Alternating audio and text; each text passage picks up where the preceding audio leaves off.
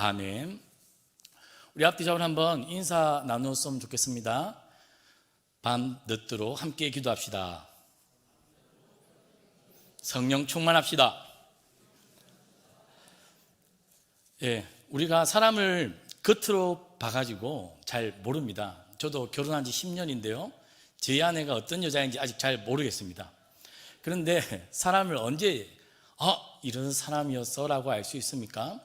어떤 갈림길, 중요한 일을 결정할 때 그 결정하는 선택을 보고 이 사람이 원래 이런 사람이었어 라고 알 수가 있습니다. 그렇지 않습니까? 저도 최근에 이제 우리 배정인 전사님이 선교사로 이제 훈련을 받고 있죠. 그래서 집사람과 우리가 얼마를 후원해야겠습니까? 제 마음속에는 얼마 있을까요? 3만 원을 정해놓았습니다. 근데 저희 집사람이 뭐라 했을까요? 혼났습니다. 무슨 3만? 아니 우리가 배정인 전도사만 후원하는 것도 아니고 IBF 간사도 후원하는데 변명이 많았지만 어떤 결정을 통해 이 사람이 이런 생각을 하는구나 우리가 알 수가 있습니다. 제가 대학생 사역을 오래 했기 때문에 제 제자들 중에는 의사들도 많고 이제 초등학교 교사들이 많습니다.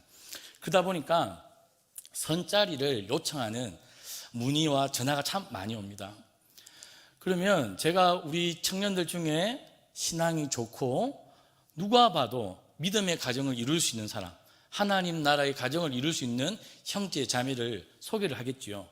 그런데 그렇게 소개를 하고 나면 꼭 다시 돌아오는 질문이 있습니다. 키가 얼마가 됩니까? 168.99인데요.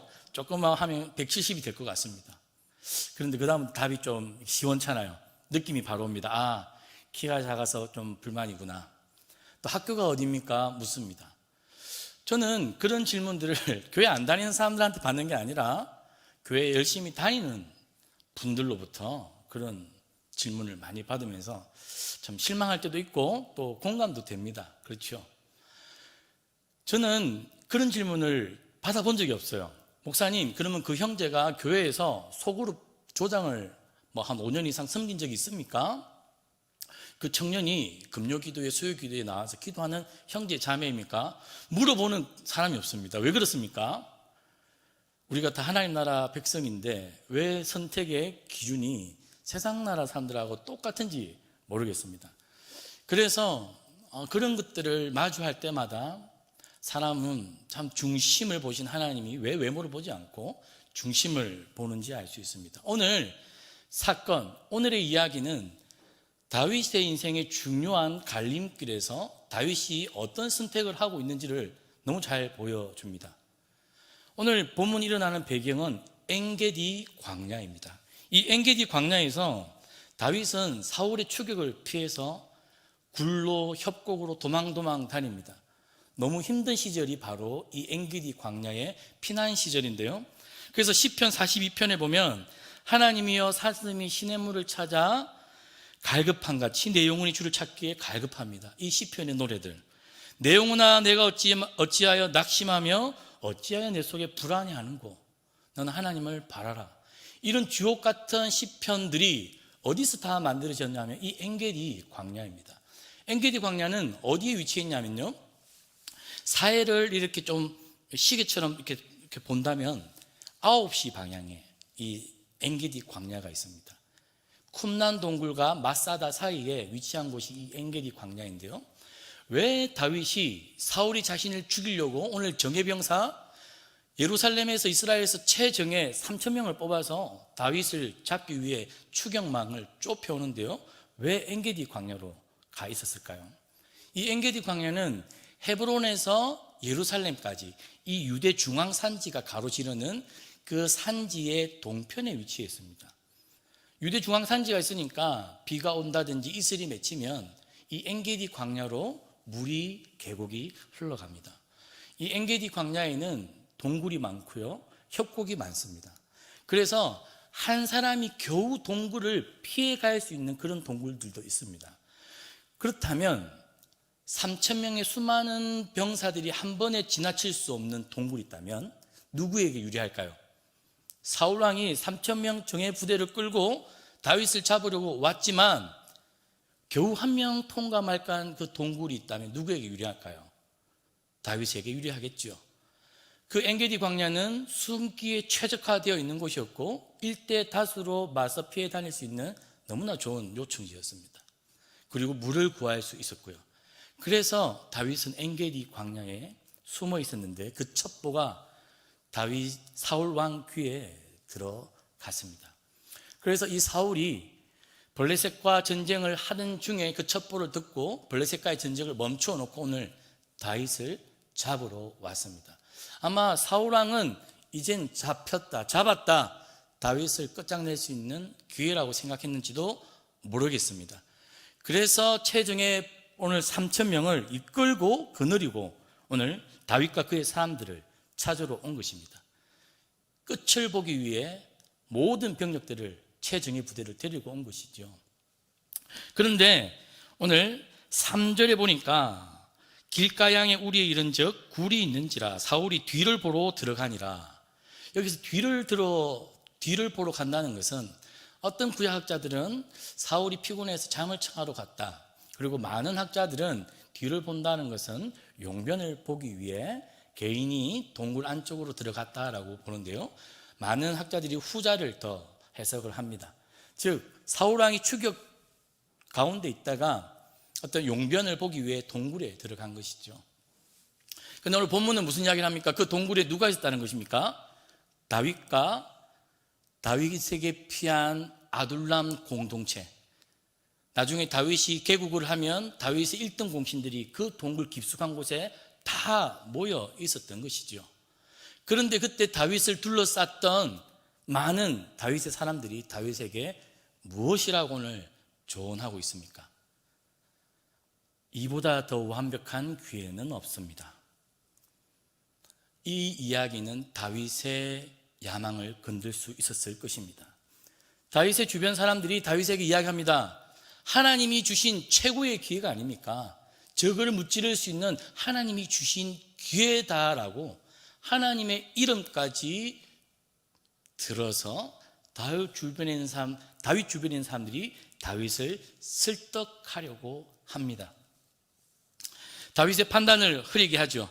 누가 봐도 모든 것이 완벽한 타이밍, 하나님이 주신 기회, 모든 사람이 맞다라고 동의해 주는 순간이 바로 이 시간입니다. 그래서 다윗이 어떻게 합니까? 아주 조용히 자리에서 일어나 사울 왕이 눈치채지 못할 근접까지 자리까지 가서 어떻게 합니까? 사울의 옷자락을 자릅니다. 즉, 그 말인즉슨 다윗이 주변 사람들의 이야기를 들었다는 것입니까? 안 들었다는 것입니까? 들었다는 것이죠. 다윗이 어떤 생각이 이 찰나에 들었을까요? 자기 연민이 들었을 겁니다. 다윗이 어떤 사람이었습니까? 다윗은 이스라엘을 대신하여 사울왕을 대신하여 목숨을 걸고 골리앗과 싸웠던 사람입니다. 그리고 미갈을 얻기 위해 사울왕의 사위가 되기 위해서 어떤 일을 벌였습니까? 블레셋 사람들에게 가서 200명을 죽이고 그들의 포피를 잘라온 사울왕의 부탁까지 다 들어주었던. 그래서 이전에 사무엘상 19장 5절에 이런 다윗을 향해 다니엘이 한 이야기가 있습니다. 아버지에게 그가 자기 생명을 아끼지 아니하고 블레셋 사람을 죽였고, 요나단이 다윗을 변호하면서 사울왕 앞에서 요나단이 한 이야기입니다. 아니, 왜 다윗을 해하려고 합니까? 목숨까지 바쳐서 충성했던 사람이 다윗인데. 그런데 오늘 사울이 자신을 죽이려고 그렇게 애를 쓸 때 다윗 얼마나 억울했겠습니까? 그 지난 시간들이 떠올랐을 때 다윗이 자기 연민에 빠져 사울왕을 죽이고 싶은 마음이 들었을까요? 안 들었을까요? 들었겠죠. 사울이 다윗을 어떻게 하려고 했습니까? 창에 박아 죽이려고 했습니다. 도끼 어린 눈으로 사울이 자신을 쳐다보는 그 눈빛이 아마 다윗이 기억났을 것입니다. 그러나 다윗은 사울왕이 악령이 들려 힘들어할 때 그때마다 악기를 켜면서 그를 상쾌하게, 시원하게 악령으로부터 자유케 하도록 도와주었던 사람이 다윗입니다. 그러나 사울은 다윗을 시기의 눈으로, 도끼의 눈으로 죽이려고 했고, 늘 적대시하였죠. 그 모든 것이 다 기억났을 때 다윗은 아마 사울을 정말 죽이고 싶어 했는지도 모르겠습니다. 그래서 사울 가까이 가서 그의 옷자락을 조용히 베었습니다. 그러나 오늘 본문에 보니까 그렇게 한 후에 5절에 보니까 사울의 옷자락 뱀으로 말미암아 다윗의 마음이 뭐라고 되어 있습니까? 신이 났다? 드디어 내가 사울을, 이런 표현이 있습니까? 아니죠. 뭐라고요? 마음이 찔려. 왜 다윗은 이 상황에서 마음이 찔렸을까요? 지금 자기를 따르는 모든 사람들이 하나님이 주신 완벽한 타이밍인데 모두가 사울을 죽여야 된다라고 이야기하는 마당에 자신의 지난 기억을 돌이켜보아도 사울을 죽이는 게 앞으로의 후환을 없애는 자기가 살 수 있는 유일한 길이기 때문에 사울 왕을 죽이는 것이 너무나 맞는 합리적인 이치이지만 오늘 다윗은 옷자락 베는 그 이유 때문에 마음이 찔렸다라고 표현하고 있습니다. 다윗의 양심이 지금 살아서 움직이고 하나님이 이 순간 다윗의 마음을 성령님으로 요동치게 하고 있는 장면임을 볼 수 있겠습니까? 가만히 옷자락을 베었지만 그 작은 일 가운데 하나님은 다윗의 마음을 흔들어 놓고 있는 것입니다. 왜일까요? 하나님은 지금 다윗이 개인의 복수를 일삼지 않도록 막아 세웁니다. 개인의 복수, 개인의 감정이 우선된 것이 아니라 이 중요한 다윗의 갈림길 앞에서 다윗이 하나님 나라 역사를 먼저 생각하도록 합니다. 이스라엘 역사를 생각하게끔 합니다. 하나님이 기름 부으신, 하나님이 세운 사람, 하나님의 계획이 있으니 기름 부었겠죠. 그래서 다윗은 개인의 복수가 아니라 하나님의 결정과 하나님의 생각을 존중합니다. 그런데 짧은 순간 하나님 나라와 하나님의 결정을 존중하고 생각하기보다는 주변 사람들의 이야기, 개인의 옛 감정과 자기 연민 때문에 옷자락을 뱉던 그 자신의 선택이 잘못되었다는 것을 알아챈 것이지요. 저는 이 갈림길에서 선택을 할 때 저와 하나님의 백성들은 어떤 기준을 가지고 선택하고 결정해야 합니까? 하나님 나라, 하나님께서 지금 성령님을 통해 어떤 결정을 내가 하기를 원하시는지 묻는 것이죠. 어려운 것이 아닙니다. 저는 사실 대학교 1학년 때까지 예수는 믿었지만 무언가를 중요한 것을 선택하고 결정할 때 하나님 나라의 다스림을 받고 그 나라의 백성답게 결정하는 방법을 잘 몰랐습니다.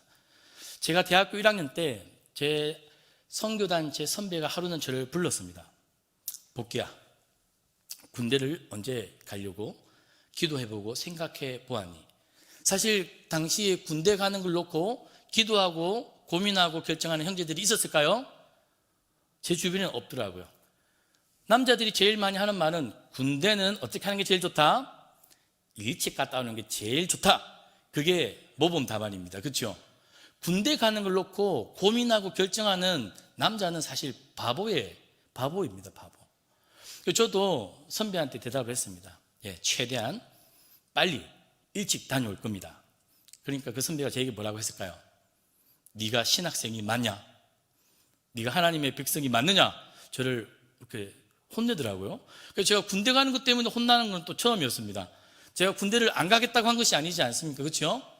일찍 가겠다라고 한 건데 제가 혼이 났습니다. 그러면서 선배가 저에게 이런 말을 하더라고요. 군대 갈 준비가 안 되었다라도. 사실 군대 갈 준비가 뭐가 필요합니까? 제가 속으로 무슨 생각이냐면 군대 가기 위해서 머리 빡빡 밀고 손목시계 하나 차면 군대 갈 준비가 다 된 것이지 무슨 준비가 따로 필요하느냐 속으로만 말했습니다. 입 밖에 냈다가 또 혼날 것 같아가지고요. 그 선배가 저보고 군대 갈 준비가 안 되었답니다. 그 이야기를 들었습니다. 선배의 이야기는 군대 가서 많은 사람들을 만날 텐데 네가 전도할 준비가 되어 있느냐는 것입니다. 그래서 생각해 보니까 제가 군대 가가지고 전도할 생각은 한 번도 하지 않았습니다. 그래서 제가 이런 마음으로 군대를 가면 안 되겠구나 생각이 들었습니다. 그리고 그 당시에 이제 저희 공동체에 형제 리더십이 좀 필요했는데요. 저희 선배가 군대를 빨리 가는 게 다반사가 아니고 공동체를 위해 오랫동안 헌신하다가 마음의 준비가 되면 그때 군대를 가서 선교단체에서 조장으로 사람들을 훈련시키고 섬기는 이 연습이 충분히 되면 군대 가서 병사들을 섬기고 조장처럼 리더가 되어서 복음을 전할 수 있는 기회가 있다는 겁니다. 그래서 제가 그게 무엇입니까? 물어보았더니 장교로 가는 것이다. 생각도 못 해보았죠. 그때 저는 군대 가는 것을 놓고 처음으로 하나님 앞에 진지하게 기도했습니다. 그때 이후로 제가 인생의 중요한 선택과 갈림길에서 결정을 할 때마다 어떤 동기와 어떤 마음과 태도로 결정하고 선택하는지 늘 제 자신을 돌아보게 되었습니다. 근데 이렇게 사는 것이 편할까요? 불편할까요? 너무 불편하더라고요. 그래서 제가 선교단체를 괜히 갔다 이런 생각이 많이 들었습니다. 뭔가를 결정할 때마다 선배들이 찾아와가지고 그 결정한 마음의 동기가 무엇인지 항상 묻는 거였습니다. 그래서 한 번은 그 선교단체로부터 도망가고 싶었고 하나님 나라를 듣고 싶지 않았고 내 인생 내 마음대로 참 살고 싶다라는 생각을 했던 적도 있었습니다. 그러나 그 선배의 이야기를 듣고 대학생활 동안에 선교단체에서 주대심, 하나님 나라 그렇게 선택하고 결정하고 다른 사람을 섬기고 만나는 그 일을 훈련을 했었습니다. 그리고 장교로 가서 군대에 가보니까 늘 병사들 중에 이제 병장들을 모아서 일과 시간이 끝마치고 나면 병장들 다시 병장들 이야기 듣고 나눔하고 선교단체에서 했던 그대로를 했습니다. 이등병이 들어오죠. 선교단체의 새내기들이 들어오면 교육하는 방식으로 이등병 교육을 했습니다. 수요일날 정신교육을 하면 저는 무엇을 했을까요? 선교단체에서 했던 교육들을 진행했습니다. 그러면서 군생활이 사실은 나라의 의무를 다하기도 했지만 그렇게 전도하고 하나님 나라 일을 하는 귀한 시간이 되었었습니다. 오늘 다윗에게도 중요한 인생의 갈림길 앞에서 다윗은 사울을 죽일 수도 있었습니다. 사울을 죽인다고 해서 누구 하나 다윗의 행동과 선택을 비난할 사람은 없었습니다. 왜요? 누가 봐도 사울을 죽이는 것이 맞기 때문입니다. 그러나 다윗은 어떤 선택을 했다는 것입니까? 사울왕을 죽이지 않기로 결심한 것이죠. 오늘 본문 하반절에 봅시다. 다윗이 사울왕을 내보낸 후에 동굴 밖으로 나와서 사울에게 하는 이야기. 핵심은 무엇입니까? 당신을 죽이고 싶은 나의 적이지만 당신은 하나님이 기름 부어 세운 사람입니다 라는 것입니다.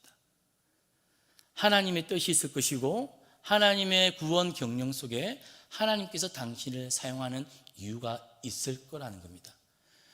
다윗의 중요한 결정은 개인의 감정, 개인의 복수, 야망, 앞으로의 안정이 아니라 다윗의 중심에는 하나님이 있었고 하나님의 계획과 하나님 나라가 있었던 것입니다. 오늘 저는 우리 성도님들이 오늘 기도의 자리에 나왔는데요. 한 주 동안에 무언가를 결정하고 선택할 때 무엇이 기준이 되었고 무엇을 의지하여 결정하고 선택했습니까? 오늘 다윗은 처음에는 주변 사람들의 이야기에 귀를 기울였습니다. 그리고 자기 연민에 빠질 수도 있죠. 그래서 그릇된 결정을 할 뻔하였지만 그러나 하나님은 그의 마음속의 양심을 통해 그를 움직였습니다. 하나님 중심으로 사고하고 결정하고 선택할 수 있도록. 즉 다윗은 어디에 살아가는 사람입니까? 하나님이 다스리는 하나님 나라에 살고 있는 사람이 누굽니까? 다윗입니다. 그런데 많은 그리스도인들이 교회는 다니지만 하나님이 다스리는 하나님 나라에 안 삽니다. 왜요? 내 인생 결정을 내 마음대로 하면 하나님 나라의 다스림을 받지 않는 것이죠. 중요한 결정을 할 때마다 성령님의 인도하심을 받아서 그 인도하심을 받기 위해 애쓰고 기도함으로 결정을 하면 우리는 하나님 나라 그 다스림 속에 살아가는 백성이겠죠. 그러나 결정할 때마다 내 욕심과 주변 사람들의 이야기와 가족들의 이야기가 내 결정을 움직이는 요인이 된다면 우리는 하나님이 다스리는 나라가 아니라 내가 다스리는 나라, 내가 잘 아는 친구들이 살아가고 다스리는 나라에 살아가는 존재가 될 수밖에 없습니다. 다윗은 오늘 하나님이 다스리는 나라의 백성이 아니라 그저 아둘람 공동체, 그들이 살아가는 나라에 살아갈 뻔한 오늘 그 중요한 순간에 다윗은 하나님이 다스리는 하나님의 다스림을 받기로 결정한 것이지요. 저와 성도님들이 하나님의 다스림을 받는 것이 쉬운 일이 아닙니다. 왜요? 우리 인간의 본성을 거스르기 때문입니다. 그래서 예수님은 좁은 길로, 협착한 길로 우리를 초대하지만 그 길은 좁고 협착하여 찾는 이가 많다, 적다? 적다라는 것입니다. 왜요? 하나님의 다스림을 받고 그 다스림 속에서 살아가는 것이 쉬운 일이 아니기 때문입니다. 아마 오늘 금요 기도에 나오는 것까지도 너무 힘드셨을 텐데요. 그래도 이렇게 나와 앉아 있으니 하나님 주시는 은혜가 있지 않습니까? 저는 우리가 오늘 이 자리에서 기도할 때 이런 기도를 했으면 좋겠습니다.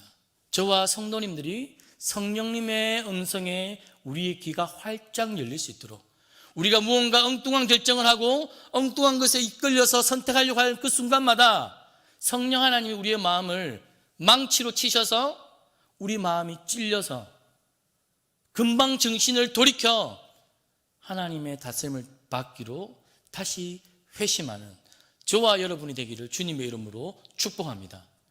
이러한 일은 언제 일어날까요? 잠을 잘 때 일어날까요? 밥을 먹을 때 일어날까요? 우리가 깨어 있기를 간절히 바라고 기도할 때 우리의 양심은 하나님의 은혜로, 성령님의 은혜로 살아나고 민감해질 것입니다.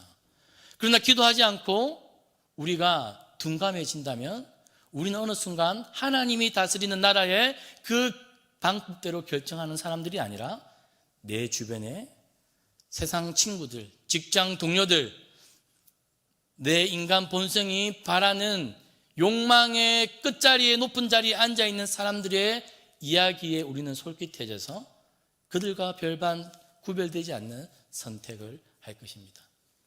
저는 말씀을 묵상하면서 목사인 나도 중요한 순간순간을 할 때마다 하나님이 다스리는 나라의 백성답게 결정하지 않고 내 욕심대로 내 안정감을 따라 결정하려고 하는 제 안의 욕망을 매일 마주합니다. 그럴 때마다 하나님 제 양심을 찔리게 하시고 회개하게 하시고 기도하게 합니다. 우리가 이 시간 함께 기도할 때 하나님, 우리의 선택의 갈림길에 중요하든 중요하지 않든 모든 일상의 결정과 선택을 할 때마다 다윗처럼 하나님을 생각하게 하시고 하나님 나라를 우선 두게 하시고 하나님의 뜻이 어디 있는지 묻게 하여 주셔서 우리의 마음과 우리의 모든 것이 성령님의 인도하심을 민감히 받아 인도함 받게 해달라고 기도하는 저녁 되기를 주님의 이름으로 축복합니다. 마지막입니다. 이렇게 성령님의 인도하심과 마음의 양심의 찔림과 하나님의 다스림을 받는 이 다윗은 결국 자기 자신을 살립니다. 기름 부은 사람이 사울왕이죠. 하나님이 기름 부은 이 사울왕을 자기 소견으로 죽이지 않습니다. 그리고 자기와 함께하고 있는 이 아둘람 공동체에 모여들었던 사람들이 사울왕을 해치지 않도록 막아세웁니다. 즉 우리가 성령의 충만함과 인도함 가운데 있을 때 나 자신이 죄를 짓는 것을 멈출 수 있을 뿐만 아니라 내 주변에 함께하고 있는 공동체 식구들이 나로 인해 죄를 짓지 않을 수 있도록 우리는 선한 영향력을 끼칠 수 있다는 것입니다. 언제요? 우리가 성령이 충만하여 하나님 나라의 다스림을 받을 때 그러하다는 것입니다.